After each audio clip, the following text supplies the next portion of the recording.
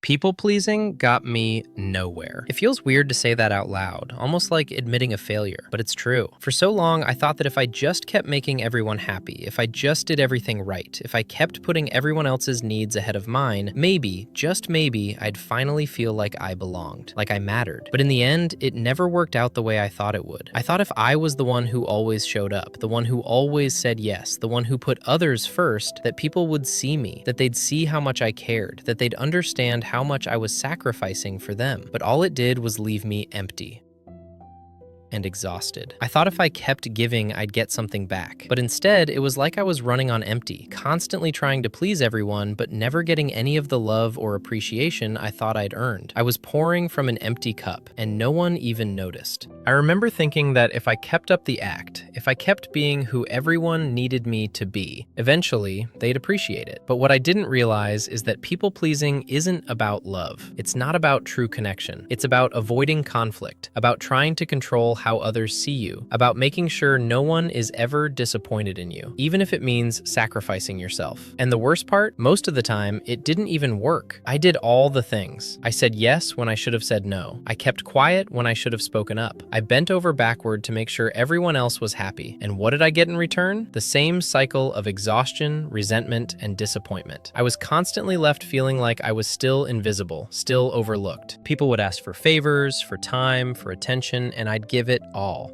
But when it was my turn, when I needed help or support, they weren't there. Or worse, they took advantage of my willingness to please. They didn't ask how I was doing or how I was feeling. They just assumed I'd be okay because I was the one always taking care of everyone else. But the truth is, I wasn't okay. I was drowning in everyone else's expectations, and no one seemed to notice or care. And it's not like I didn't want to help people, or that I didn't care about their happiness. I did. But what I didn't understand at the time was that I was losing myself in the process. I was forgetting who I was, what I wanted, what I needed, because I was too busy trying to be the person everyone else needed me to be. And in doing that, I never gave myself the chance to breathe, to figure out what actually made me happy.